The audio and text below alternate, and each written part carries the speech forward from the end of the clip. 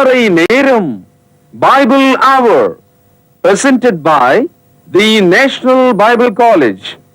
கிறிஸ்துவின் சபையார் உங்களை வாழ்த்துகிறார்கள்.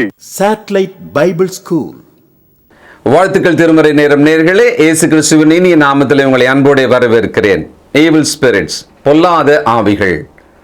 கொஞ்சம் நடுங்கிற மாதிரி, இதுவரைக்கும் பயப்படாம தான் இருந்தோம், இப்போ கொஞ்சம் பயம் வருது, நாம் இவ்வளோ கவனிக்காமல் விட்டுட்டோமே அப்படின்னு உங்களுடைய தொலைபேசி அழைப்பு, கருத்துக்கள் இவைகளை நிச்சயமாக நாங்கள் கவனிக்கிறோம், உங்களை பாராட்டுகிறோம். தேவ வசனமானது எல்லா வகையிலுமே நமக்கான எச்சரிப்பை கொடுக்க தான் செய்யுது. நாம் மாத்திரம்தான் அந்த மாதிரி விஷயங்களை கவனிக்காமல் அப்படி மேலோட்டமாக லேசாக பார்த்துட்டு நம்ம போயிட்டே இருக்கிறோம். பொல்லாத ஆவிகள், நீங்கள் எபேசியர் 6ஆம் அதிகாரத்தை ஏற்கனவே நம்ம படித்தப்போ இந்த விஷயத்தை நீங்கள் கவனிச்சிருப்பீங்க. என்னென்னா, பொல்லாத ஆவிகளின் சேனை. சேனைன்னா என்ன? ஒரு ஆயிரக்கணக்கான வீரர்கள் கொண்டது ஒரு சேனையாக இருக்க முடியும். அப்படியானால் பொல்லாத ஆவிகள் என்பது பல நூறு, பல ஆயிரம் என்று அவைகள் இருக்கிறது. அந்த மாதிரியான வசன குறிப்புகளை இன்னைக்கு நாம கவனிக்க போகிறோம். நிறைய பேருக்கு சாத்தான் அப்படின்னு ஒன்னே ஒருமையில தான் தோணும்.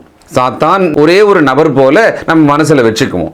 ஆனால் அவனுடைய பொல்லாத ஆவிகள் என்று சொல்லி இந்த உலகத்தில் செயல்பட்டு கொண்டிருக்கிறது. இதை நாம கவனிக்கணும். இந்த எச்சரிக்கை நமக்கு ரொம்ப அவசியம் தேவை. ஏன்னா ஆவியானவர் அதை நமக்காக எழுதி வச்சிருக்கிறார். கிறிஸ்தவர்களுக்கு என்று குறிப்பாகவே சொல்லி இருக்கிறார், நீங்கள் ஜாக்கிரதையாயிருங்கள், உங்களை பாதுகாத்துக் கொள்ளுங்கள் அப்படின்னு சொல்லி. அப்போ இந்த காலத்துக்கு குறிப்பாக இந்த எச்சரிக்கையை நாம் கவனிக்கணும். வாலிப பிள்ளைகள் கவனிக்கணும். வழுவி போவதற்கான சந்தர்ப்பம் அதிகமாக இருக்கிறது இந்த காலத்துல. பொல்லாத ஆவிகள் பல வகைகளிலே நம்மை விழுங்க காத்திருக்கிறது. செய்திக்கு போலாங்களா? இந்த நாளில் நம்முடைய செய்தியாளர் தேசிய வேதாகம கல்லூரியினுடைய கல்வித்துறை தலைவர் டாக்டர் பீட்டர் சாலமன் ஐயா அவர்கள். வணக்கம் திருமறை நேர நேயர்களே, உங்கள் அனைவருக்கும் என்னுடைய நெஞ்சார்ந்த புதிய நாள் வாழ்த்துக்கள். கண்மணிகளே, தோழர்களே, பரிசுத்தவான்களே, அன்பு தாயே, தந்தையே, இக்காலத்து வீரமிக்க இளைஞர்களே, அவசர உலகத்தில் கர்த்தரை தேடும்படி விருப்பம் கொண்டிருக்கிற ஜனங்களே, உங்கள் அனைவருக்கும் இந்த அழைப்பு பொருந்தும் என்று நான் நம்புறேன். இந்த கிறிஸ்தவ விழிப்புணர்வு நிகழ்ச்சி உங்களை பாதிப்பதற்காகத்தான் பேசப்படுகிறது. உங்களை பாதிக்கலைன்னா இது செய்தியே கிடையாது. உங்களுடைய மனதை அறுக்கலைன்னா இது வசனமே கிடையாது. ஆக நீங்கள் இந்த வசனத்தை கேட்கும்போது உங்கள் இருதயம் தேவனுக்கு பிரியமாக மாற வேண்டும். ஒரு கண்ணாடி எடுத்து முகத்தை பார்க்கிறோம். ஒரே நோக்கம், என்னுடைய முகம் எப்படி இருக்கிறது? அது அழுக்காக இருந்தால் அழகாக மாற்றுவது எப்படி? கண்ணாடியால நம்ம அழகுபடுத்த முடியாது. கண்ணாடியால நம்முடைய முகத்தை அழுக்குப்படுத்த முடியாது. கண்ணாடி பிரதிபலிக்க மட்டும்தான் முடியும்.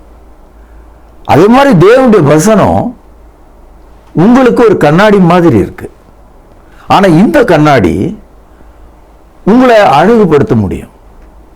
அதாவது இந்த கண்ணாடி வழியா நீங்க பார்த்தீங்கன்னா நீங்க உங்களை சரி பண்ணிக்கொள்ள முடியும். அதான் அந்த விஷயம். அன்பு சகோதரர்களே, யோவான் எழுதிய சுவிசேஷம் 1வது அதிகாரம் 12வது வசனம். உங்கள் கையில் ஒரு பேனா இருக்குமானால் அதை சுழியிடுங்கள். அவருடைய நாமத்தின் மேல் விசுவாசம் உள்ளவர்களாய் அவரை ஏற்றுக்கொண்டவர்கள் எத்தனை பேர்களோ, அர்த்தம் வழங்குதுங்களா? அவரை ஏற்றுக்கொண்டவர்கள் எத்தனை பேர்களோ அப்படின்னா ஏற்றுக்கொள்ளாதவர்களுக்கு இல்லை, ஏற்றுக்கொண்டவர்களுக்கு இந்த ஆசீர்வாதம். அவரை ஏற்றுக்கொண்டவர்கள் எத்தனை பேர்களோ, கவனிங்கள், அத்தனை பேர்களும் தேவனுடைய பிள்ளைகளாகும்படி, கவனிங்கள், அவர்களுக்கு அதிகாரம் கொடுத்தார். யாருக்கு அதிகாரம் கொடுத்தார்? இயேசுவை ஏற்றுக்கொண்டவர்களுக்கு அதிகாரம் கொடுத்தார். அதிகாரம் என்ற வார்த்தை ஆங்கிலத்தில் அத்தாரிட்டி. உங்களுக்கு ஒரு அதிகாரம் இருந்தால் தான் நீங்கள் ஒன்று செய்ய முடியும். ஒரு போலீஸ்காரருக்கு அதிகாரம் எவ்வளவு, அதுக்கு மேலே இருக்கிற இன்ஸ்பெக்டருக்கு எவ்வளோ பெரிய அதிகாரம், அதுக்கு மேலே இருக்கிற கமிஷனருக்கு எவ்வளோ பெரிய அதிகாரம், அதுக்கு மேலே இருக்கிற அதிகாரிகள், அப்புறம் மந்திரிகள், அப்புறம் கவர்னர், அப்புறம் ஜனாதிபதி. இப்போ அதிகாரம் என்பது ஒரு சில இடங்கள்ல வேறுபட்டு கொண்டே போகுது. ஆனா வேத வசனம் என்ன சொல்லுதுன்னா, இந்த இயேசு நீங்கள் ஏற்றுக்கொள்ளும் போது தேவனுடைய பிள்ளைகளா இருக்க முடியாத அதிகாரத்தை உன் கையில் அவர் கொடுத்து விடுகிறார். அப்போ தேவனுடைய அதிகாரம் உன் கையில் இருந்தா நீங்க என்னென்ன செய்யலான்றத கவனிக்கணும். மத்தேயு 10ஆம் அதிகாரம் 8வது வசனம் பாருங்கள். வியாதி உள்ளவர்களை சுஸ்தமாக்குங்கள் அல்லது சுகமாக்குங்கள். அப்போ ஒரு கிறிஸ்தவர் தேவனுடைய பிள்ளையா இருக்கிறதுனால ஜெபத்தின் மூலம் நீங்கள் ஒரு வியாதியை சுகமாக்கலாம். இரண்டாவது, குஷ்டரோகிகளை சுத்தம் பண்ணுங்கள். ரோகம் என்று சொன்னால் வாழ்நாள் முழுவதும் இருக்கிற வியாதின்னு அர்த்தம். சிக்னஸ் வேற, டிசீஸ் வேற. டிசீஸ்ன்றது லைஃப் லாங். அப்படிப்பட்ட வியாதியை கூட நீங்கள் சுத்தமாக்கலாம். மூன்றாவது கவனிங்க, மரித்தோரை எழுப்புங்கள். செத்த ஆளை எழுப்புங்கன்னு சொல்றார். குறைஞ்சபட்சம் பாவத்தில் மரித்திருக்கிற மனிதனை நம்ம எழுப்பலாம், அல்லது மரிக்கும் தருவாயில் இருக்கிற மனிதனை நம்ம எழுப்பலாம். இயேசு மரித்தோரை எழுப்பி அந்த அதிகாரத்தை நமக்கு காண்பித்தார். பிசாசுகளை துரத்துங்கள், பிசாசுகளிடத்தில் சண்டை போடுங்கள், பிசாசுகளுக்கு அழிச்சாட்டியம் காட்டுங்கள், ஒளிந்து கொள்ளுங்கள் என்னெல்லாம் பைபிள் சொல்ல. A Christian has the authority to cast out the evil spirit. ஆக என் அன்பு சகோதரர்களே, ஒரு நாயை பார்த்து, ஒரு நாய்க்குட்டியை பார்த்து நம்ம பயப்படுறோமா? இல்லையே, துரத்தி அடிக்கிறோம். அது மாதிரி தான் பிசாசுகளை நீங்க நேருக்கு நேரா நின்று அந்த தாவீது கோலியாத்தை சண்டை போட்டானே அந்த மாதிரி இல்லை. நீங்க போனா அது ஓடி போயிடும் சொல்றார். துரத்துங்கள். நம்ம எல்லாருக்கும் தெரியும், நம்ம வீட்டு வாசல்ல அடம் பிடிக்கிற சில சமயங்களில் இந்த பிச்சைக்காரர்கள் போகவே மாட்டேன்னுவாங்க. அப்புறம் சத்தம் போட்டு துரத்தினா போயிடுவான். ஒரு மனிதனையே நம்மளால துரத்த முடியும். பிசாசை துரத்துங்கள்ன்றார். ஒன்றும் தேவையே இல்லை, நீங்க அப்போஸ் பண்ணாவே ஓடி போயிடுவான் அப்படின்னு யாக்கோபு 4ஆம் அதிகாரம் 7வது வசனத்தில் படிக்கிறோம். ஆகையால் தேவனுக்கு கீழ்ப்படிந்திருங்கள், பிசாசுக்கு எதிர்த்து நில்லுங்கள், அப்பொழுது அவன் உங்களை விட்டு ஓடி போவான். Obey God and defend Satan. Chase out. அவனை துரத்துன்றார். ஓடியே போயிடுவான் அவன். பிசாசுக்கு எதிர்த்து நின்றாலே ஓடி போயிடுவான். அதனால்தான் பரிசுத்தவான்கள் தங்கள் வாழ்க்கையில பிசாசனுடைய கிரியைகளை கடந்து வாழ்கிறார்கள். பிசாசுக்கு அடிமைப்பட்ட ஆளு அந்த பிசாசனுடைய சொர்க்கத்தின் கீழே அவன் வாழ்கிறான். சில சமயங்களில் அழகான மனைவி இருக்கும்போது ஒரு குரங்கு போன்ற ஒரு இன்னொரு பெண்ணை பிடித்து கொண்ட மனிதன் அந்த பெண்ணுடைய மயக்கத்தில் மனைவி எவ்வளவு காலை பிடிச்சி கெஞ்சினா கூட அந்த ஆள் திருந்தவே மாட்டான். காரணம், அந்த பெண்ணுக்கு அவன் அடிமையாயிட்டான். அது மாதிரி பிசாசுக்கு அடிமைப்பட்டவர்கள் அவங்கள வெளியே வர முடியாது. ஆனால் தேவனுடைய பிள்ளைகளுக்கு தேவன் அதிகாரம் கொடுத்திருக்கிறார். பிசாசுகளை துரத்துங்கள். நீங்க எப்பாவது பிசாசை துரத்தி இருக்கீங்களா? இல்லை இல்லை, நான் அதெல்லாம் செய்யறது இல்லை அப்படின்னு நீங்க நினைக்கலாம். ஆனால் நம்ம எப்பவுமே ஜெபம் பண்ணும்போது எங்களை சோதனைக்கு பிரவேசிக்க பண்ணாமல் தீமை நின்று ரட்சியுங்கள் என்று நம்முடைய கர்த்தருடைய ஜெபத்தை நம்ம செய்கிறோம் இல்லையா? அதனுடைய அர்த்தம் என்ன? பிசாசுக்கு இடம் கொடாமல் இருக்க வேண்டும், பிசாசு எங்கள் மீது மோதாமல் இருக்க வேண்டும், பிசாசை நாங்கள் விரட்ட வேண்டும், எங்களுக்கு வல்லமை தாருங்கள். அதான் அந்த அர்த்தம். ஆகவே அன்பு சகோதரர்களே, பிசாசுக்கு எதிர்த்து நின்றால் அவன் ஓடி போவான். ஆனா பிசாசுனுடைய மக்களே பிசாசுக்கு எதிர்த்து நின்னா அவன் ஓட மாட்டான் இல்லையா? ரோட்டில் இருக்கிற நாய்களில் ஒரு ஒரு பலவீனமான நாய் பலமுள்ள நாய்கிட்ட சண்டை போட முடியாது. ரெண்டு நாய் தான். அதனால பிசாசு பிடிச்சோம் இன்னொரு பிசாசு பிடிச்சவங்கிட்ட தகராறு பண்ணால் யாராவது ஒருத்தன் அடிச்சுக்கிட்டு தான் சாவான். பிசாசை ஓட்ட முடியாது. தேவனுடைய மக்கள் தான் பிசாசை ஓட்ட முடியும். ஒரு பகுதி எடுத்து உங்களுக்கு வாசிக்கிறேன். அப்போஸ்தலர் நடபடிகள் 19வது அதிகாரம், புதிய ஏற்பாட்டில் 191வது பக்கம். அப்பொழுது தேசாந்திரிகளாய் திரிகிற மந்திரவாதிகளாகிய யூதரில் சிலர் பொல்லாத ஆவிகள் பிடித்திருந்தவர்கள் மேல் கர்த்தராகிய இயேசுவின் நாமத்தை சொல்ல துணிந்து பவுல் பிரசங்கிக்கிற இயேசுவின் பேரில் ஆணையிட்டு உங்களுக்கு கட்டளையிடுகிறோம் என்றார்கள். அதாவது இந்த வசனம் ரொம்ப ஆச்சரியமான ஒரு பகுதி. இவங்க 7 பேர்.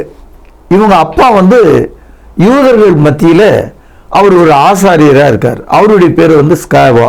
இதெல்லாம் நம்ம இப்போ படிக்க போகிறோம். யூதர்கள் மந்திரவாதிகளாக மாறிட்டாங்க. அதாவது சோர்சரஸ் அல்லது விச் கிராஃப்ட்னு சொல்லுவாங்க. அதை செய்கிறவங்களாக மாறிட்டாங்க. இப்போ இன்னைக்கு பாருங்க, சபைகளில் நான் சொல்றதுக்காக வருந்துறேன்.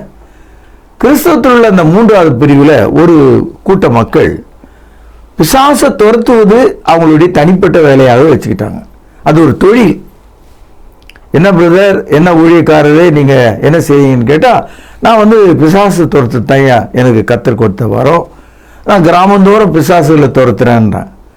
கிராமத்தில் அறியாமையில் வாழ்கிற மக்கள் இடத்துல போய் நான் பிசாசு துரத்துறேன்னு சொல்லி அவங்கக்கிட்ட அரிசியும் நெல்லையும் காய்கறிகளையும் முட்டைகளையும் கோழிகளையும் வாங்கிட்டு போகிறார்.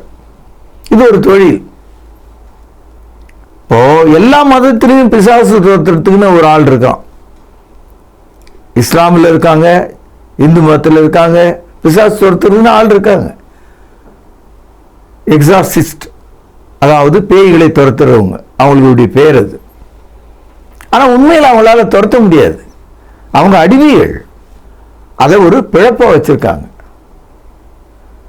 என்கிட்ட ஒருத்தர் வந்தார். ஒரு ஆளுக்கு பிசாசு பிடிச்சிருந்ததுன்னு சொன்னார். என்ன செஞ்சீங்கன்னு கேட்டேன். ஒரு வாழைப்பழம் வாங்கி கொடுத்தேன், சாப்பிட்டுட்டு வாந்தி எடுக்க சொன்னேன், வாந்தி எடுத்தாருன்னார். அப்படியா? வாந்தி வர்றது எல்லாருக்கும் வழக்கம்தான். அந்த வாழைப்பழத்துக்குள்ள கொஞ்சோண்டு வெள்ளையா பவுடர் மாதிரி ஒன்று இருந்ததுன்னார். என்னது அதுன்னு? அதான் பிசாசனுடைய மாவுன்னார். சகோதரில் ஒரு மனிதன் வாழைப்பழம் சாப்பிட்றதும் வாழைப்பழத்தை வாந்தி எடுக்கிறதும் சகஜம். வாந்திக்குள்ளே ஏதோ ஒரு பழைய வயிற்றில் இருக்கிற ஒரு பொருள், ஒரு மாவு பொருள் வெளியே வர்றது ரொம்ப சாதாரண விஷயம்தான். இதை தான் பிசாசுன்றார் அவர். பாவம், அந்த மனிதனுடைய மனது பிசாசினால் வஞ்சிக்கப்பட்டிருக்கா? அதை துரத்துறதுக்கு உங்களுக்கு வழி இருக்கான்னு பாருங்க. இந்த மாதிரியான ட்ரிக்ஸ், இந்த மாதிரியான ஒரு சின்ன வேலைகளை எல்லாம், மேஜிக்ஸ் எல்லாம் நம்ம செய்யக்கூடாது. இன்னைக்கு மேடை போட்டு பிசாசு துரத்துற ஆளு பிசாசு துரத்துனதாக எதை சொல்றான்னு அவனுக்கே தெரியாது. எது போனதுன்னு அந்த ஆளுக்கும் தெரியாது. அவனுடைய மனதை சரி பண்ணான்னா அதான் கிடையாது. அதே ஆளாக தான் இருக்கான். இங்கே அப்பொழுது தேசாந்திரிகளாய் திரிகிற மந்திரவாதிகளாகிய யூதரில் சிலர் பொல்லாத ஆவிகள் பிடித்திருந்தவர்கள் மேல் என்ன செய்யறாங்க? பவுல் எப்படி பிசாசு துரத்தினாரோ அதே மாதிரி இவங்க துரத்துறதுக்கு ட்ரை பண்றாங்க. ஏற்கனவே இவங்க ஓல்டு மேஜிஷியன்ஸ், அதாவது விச் கிராஃப்ட் செய்யறவங்க இவங்க. இப்போ புது டெக்னிக். பவுல் இயேசுவின் நாமத்திலே என்று சொன்னார் பாருங்க. அதை கேட்டாங்க அவங்க. இவங்களும் என்ன பண்ணாங்க? பிசாசுகளை பழைய தொழில் வழியை விட்டுட்டு இந்த புது முறையை பின்பற்றலான்னு சொல்லிட்டு இயேசுவின் நாமத்திலே என்று அவங்க சொன்னாங்க. கட்டளையிடுகிறோம் என்று சொன்னாங்க. 14ஆம் வசனம், பிரதான ஆசாரியன் ஆகிய ஸ்கேவா என்னும் ஓர் யூதனுடைய குமாரர் 7 பேர் இப்படி செய்தார்கள். இயேசுவின் நாமத்தை மிஸ்யூஸ் பண்ணாங்க. கவனிங்க, 15வது வசனம், பொல்லாத ஆவி அவர்களை நோக்கி, கவனிங்கள், இயேசுவை அறிவேன், பவுலையும் அறிவேன், நீங்கள் யார் என்று சொல்லி பொல்லாத ஆவியுடைய மனுஷன் அவர்கள் மேல் பாய்ந்து பலாத்காரம் பண்ணி அவர்களை மேற்கொள்ள அவர்கள் நிர்வாணிகளும் காயப்பட்டவர்களுமாகி அந்த வீட்டை விட்டு ஓடி போனார்கள். 7 பேர் கர்த்தராகிய இயேசு நாமத்தில் ஒரு சூழ்நிலையாக பயன்படுத்தினாங்க. அவங்களுக்கும் அந்த கர்த்தராகிய இயேசு நாமத்துக்கும் எந்த சம்பந்தம் இல்லை. 7 பேர், 7 ஸ்ட்ராங்கான வாலிபர்கள், 7 பேர் அனந்தமிங்க, ஒரு ஆள் மேல இந்த கட்டளை சொன்னாங்க. அப்படி சொன்னப்போ அந்த பிசாசு கொடுத்த பதில் நமக்கு இன்னைக்கும் ஆச்சரியமா இருக்கு. என்ன சொல்லுது? இயேசுவை அறிவேன், பவுலையும் அறிவேன், நீங்க யாரான்னு கேட்டது. இப்ப இதுல இருந்து என்ன தெரியுது? பிசாசு என்பவன் ஒரு சூறைக்காற்று அல்ல. பிசாசு என்பவன் அவனும் ஒரு வல்லமையாகவும் அறிவுடையவனாகவும் எல்லாம் தெரிந்தவனாக இருக்கிறான்.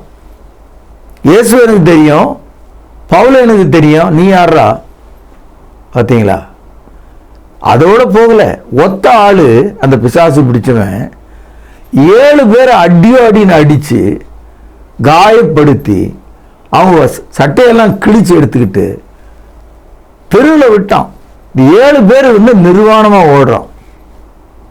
இதை நான் படிச்சு முடிச்சப்போ மேடைகளில் இந்த காலத்தில் பிசாசு ஓட்டுறாங்களே அவங்கள நினைச்சு பார்ப்பேன்.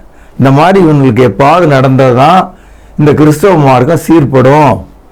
ஏன்னா மேடை மேல அவனே கூட்டு வந்து வச்சுக்கிட்டு பிசாசு ஓடுறது எனக்கு தெரியும். உண்மையான பிசாசு ஊட்டி இருந்தா என்னைக்கோ இவன் காலியாயிட்டு இருப்பான்.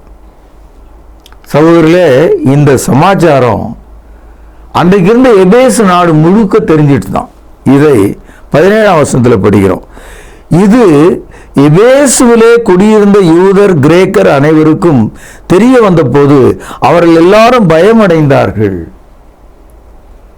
அதாவது இந்த 7 பேர் செய்கிற இந்த மந்திர தந்திரம் எல்லாம் ஒன்றும் இல்லாத போயிடுது. சகோதரி, நீ ஒரு கேள்வி கேட்கலாம், பிசாசுக்கு இயேசு தெரியுமான்னு. கண்டிப்பாக. அதனாலதான் அவரை ஞானஸ்தானம் எடுத்த உடனே அவரை உயர்ந்த மலையில கொண்டு போய் செய்யக்கூடாத சோதனைகளை எல்லாம் அவன் கொடுத்தான் என்ற ஒரு தகவலை மத்தேயு 4ஆம் அதிகாரத்தில் நம்ம படிக்கிறோம். மத்தேயு 4ஆம் அதிகாரம் 3வது வசனம். அப்பொழுது சோதனைக்காரன் அவரிடத்தில் வந்து, நீர் தேவனுடைய குமாரனே ஆனால் இந்த கல்லுகள் அப்பங்களாகும்படி சொல்லுங்கள் என்றான். இங்கே சோதனைக்காரன் நம்ம படித்தோம். அதுக்கப்புறம் அதே அதிகாரத்தில் 10வது வசனம் பாருங்கள். அப்பொழுது இயேசு அப்பாலே போ சாத்தானே. இப்போ சாத்தான் என்ற ஒரு சொல்ல நம்ம இங்க பார்க்கிறோம். தொடர்ந்து இதே அதிகாரத்தில் 5வது வசனம் பாருங்கள். அப்பொழுது பிசாசு அவரை பரிசுத்த நகரத்துக்கு கொண்டு போய், அதாவது மத்தேயு 4ஆம் அதிகாரம் முதல் 10 வசனத்துல 3வது வசனத்துல சோதனைக்காரன் டெம்ப்டர், 5வது வசனத்துல டெவில் பிசாசு, 10வது வசனத்துல சாத்தான். தமிழ்ல சாத்தான் தான். அதாவது ஒரே ஆள் தான் 3 சொற்களால் இங்க பேசப்பட்டிருக்கான். அப்படியானால் சாத்தானுக்கு இயேசு தெரியுமானா கண்டிப்பா தெரியும். பைபிள் தெரியுமானா கண்டிப்பா தெரியும். அவன் கொடுத்த சோதனையெல்லாம் வச்சு பார்த்தா அவனுக்கு பைபிள் தெரியுது, இயேசு தெரியுது. என்ன கேள்வி கேட்டான்? நீர் தேவனுடைய குமாரனே ஆனால், அப்போ இயேசு தேவனுடைய குமாரன்னு அவனுக்கு தெரிஞ்சிருக்கு. பைபிள் இப்படி எழுதியிருக்க, நீ கீழே விழுந்தா தேவதூதர்கள் உன்னை தூக்கி கொண்டு போவாங்கன்னு. அப்போ பைபிள் அவனுக்கு தெரிஞ்சிருக்கு. என்ன நீ பணிந்து கொள், உனக்கு எல்லாத்தையும் நான் தரேன்னு சொன்னான். அப்போ இந்த உலகம் என்னன்றது அவனுக்கு தெரிஞ்சிருக்கு. அது சாத்தானுக்கு இயேசு யாருன்னு தெரியும். ஆனா இயேசு அவனுக்கு, அதாவது இயேசு கிறிஸ்து பிசாசுக்கு எந்த ஒரு கிரியையும் எந்த ஒரு பாவத்தையும் செய்யாதனால அவர் மேல எந்த ஒரு அதிகாரம் இல்லாதவராக இருந்தார். பிசாசினுடைய கிரியைகளை அழிப்பதற்காக தான் இயேசு வந்தார். 1 யோவான் 3வது அதிகாரம் 8வது வசனம். பாவம் செய்கிறவன் பிசாசினால் உண்டாயிருக்கிறான், ஏனெனில் பிசாசானவன் ஆதி முதல் பாவம் செய்கிறான். பிசாசினுடைய கிரியைகளை அழிக்கும்படிக்கே தேவனுடைய குமாரன் வெளிப்பட்டார். அதனால்தான் பிசாசுக்கு இயேசு கிறிஸ்துவின் மேல ஒரு மிகுந்த கண் இருந்தது. எப்படியாவது இயேசுவை கொல்லணும்ன்ற விருப்பம் எப்போது இருந்து கொண்டே இருந்தது. ஆனால் இயேசு பிசாசுக்கு நேர் எதிரடியாக அவனை துரத்தக்கூடியவராக இருந்தார். இயேசுக்கு முன்பாக பிசாசுகள் நடுங்கும். யாக்கோபு 2ஆம் அதிகாரம் 19வது வசனம். தேவன் ஒருவர் என்று விசுவாசிக்கிறாய், அப்படி செய்கிறது நல்லதுதான். கவனிங்கள், பிசாசுகளும் விசுவாசித்து நடுங்குகின்றன. அப்போ தேவனுக்கு முன்பாக பிசாசு என்ன செய்கிறான்? விசுவாசித்து நடுங்குகிறான். Satan believes God and trembles before him. ஏனென்றால் பிசாசுகள் தேவனுக்கு எதிர்த்து நிற்க முடியாது, ஆகவே நடுங்குகிறது. அதனால்தான் இயேசு கிறிஸ்து ஒரு மனிதனிடத்திலிருந்து பிசாசுகளை துரத்தும் போது அவைகள் அவரிடத்துல கெஞ்சுகிறது, என்னை அழிக்காதருங்கள், எங்களை வெளியே துரத்தி விட்டால் அதுவே போதும், நாங்கள் வேற எங்கேயாவது போய் குடியேறிக் கொள்கிறோம் என்பது போல அவர்கள் சொல்கிறார்கள். 12ஆம் வசனம், அந்த பிசாசுகள் எல்லாம் அவரை நோக்கி பன்றிகளுக்குள்ளே போகும்படி அவைகளுக்கு எங்களை அனுப்பும் என்று அவரை வேண்டிக் கொண்டன. பிசாசு அந்த மனிதனை விட்டு போய்விட்டது. ஆனா போகும்போது எங்களை கொல்லாதீங்க, எதிரில் பன்னிகள்லாம் மேயுது, அதுக்குள்ள எங்களை அனுப்பிடுங்கன்னு கேக்குது. அதுல என்ன தெரியுதுன்னா, Satan do not want to be destroyed. He wanted to live in some other incarnation. வேறு ஒரு மனித உருவோ மிருக உருவோ ஒன்றிலே அவன் குடிபெயரதான் விரும்புறானே தவிர அழிந்து போக விரும்பல. சில பேர் இதை பார்த்துட்டு என்கிட்ட கேட்குறாங்க, அப்படியே இயேசு ஏன் பிசாசை பன்றிகளுக்குள்ள போக சொன்னாரு? கொல்ல வேண்டியது தானே? அது உண்மைதான், கொல்ல வேண்டியது தான். ஆனால் சிலுவையில் அவர் மரிக்கும் போது ஒட்டுமொத்தமாக பிசாசுடைய தலையை நசுக்குவது அவருடைய திட்டமாக இருக்கிறது. சிலுவைக்கு முன்னால் நடந்த சம்பவம் இது. அதனால he just allowed it. நீ போய் இரு நான் வந்து பார்த்துக்கிறேன்ற மாதிரி. சில சமயங்களில் ஒரு மனிதனை விட்டு பிசாசு வெளியே போகுது, ரொம்ப வேகமாக வெளியே போயிட்டுது. ஒரு நாள் அது வந்து திரும்பி நம்ம வீட்டில் ஜன்னல் திறந்திருந்தா வந்து பார்க்குற மாதிரி, கதவு திறந்திருந்தா ஆள் வீட்டில் இருக்கானான்னு பார்க்குற மாதிரி அந்த பிசாசு வந்து மறுபடியும் எட்டி பார்த்தது. அப்போ அந்த வீடு ரொம்ப அழகாக ஜோடிக்கப்பட்டு சுத்தமாக்கி, ஆனால் அந்த வீட்டில் யாருமே இல்லை. அந்த வீட்டில் தான் முதல்ல இந்த பிசாசு குடியிருந்தது. இப்போ அந்த வீடு சுத்தமாக பெருக்கி ஜோடிக்கப்பட்டு அழகாக இருக்குது, ஆனால் யாரும் இல்லை. அது என்ன பண்ணுச்சான், வெளியே போயிட்டு இந்த பிசாசை விட ரொம்ப கொடிய 7 பிசாசுகளை ஒன்றா கூட்டிகிட்டு வந்து, வாங்க நம்ம எல்லாம் சேர்ந்து இந்த வீட்டில் குடியிருக்கலாம் அப்படின்னு அது செய்து தான். இது வந்து இயேசு கிறிஸ்து சொன்ன ஒரு உதாரணம். ஒரு மனிதன் அவனுடைய இறுதியும் ஒரு வீடு மாதிரி இருக்கு. அவனுடைய மனதிலிருந்து அந்த பிசாசை தேவன் துரத்திட்டார், அவருடைய வார்த்தையினால துரத்திட்டார். இப்ப துரத்தப்பட்ட அந்த மனிதனுடைய வீடாகி அவனுடைய இறுதியும் தேவனுக்கு பிரியமாக இல்லாம, வெறுமையாக காலியாக, தேவனுடைய வசனம் இல்லாம, தொழுகை இல்லாம, கீழ்ப்படுதல் இல்லாம வெறும் வீடாக மட்டும்தான் இருந்தது. இப்ப அந்த வீடு காலியா இருந்ததுனால வெளியே போன பிசாசு இதோட மோசமான ஒரு 7 கூட்டிட்டு வந்துட்டு தான். இப்ப அந்த மனுஷனுடைய நிலைமை எப்படி இருக்கும் அப்படின்னு இயேசு சொல்றார். கவனிப்போம். லூக்கா 11 புதிய ஏற்பாட்டில் 98வது பக்கம். அசுத்த ஆவி ஒரு மனுஷனை விட்டு புறப்படும் போது வறண்ட இடங்களில் அலைந்து இளைப்பாறுதல் தேடியும் கண்டடையாமல் தான் விட்டு வந்த வீட்டிற்கு திரும்பி போவேன் என்று சொல்லி வரும்போது அது பெருக்கி ஜோடிக்கப்பட்டிருக்கிறதை கண்டு திரும்ப போய் தன்னிலும் பொல்லாத வேறு 7 ஆவிகளை கூட்டிக் கொண்டு வந்து உட்புகுந்து அங்கே குடியிருக்கும். அப்பொழுது அந்த மனுஷனுடைய முன்னிலைமையிலும் அவனுடைய பின் நிலைமை அதிக கேடு உள்ளதாயிருக்கும். இது வந்து இயேசுநாதர் சொன்னார். அதாவது பிசாசை விட்டு விலகின மனிதர்கள், பிசாசு வெளியேறி சுகமான மனிதர்கள், அவர்கள் தேவனுடைய பிள்ளைகளாக ஜீவிக்காவிட்டால், அவர்கள் கர்த்தருடைய வார்த்தையின்படி நடக்காவிட்டால், அவர்கள் தேவனுக்கு பிரியமாக இல்லாமல் போனால் பழைய நிலைமையை விட மோசமான ஒரு நிலைமைக்கு அவன் வந்துடுவான். If a Christian backslide, then his life will be much worse.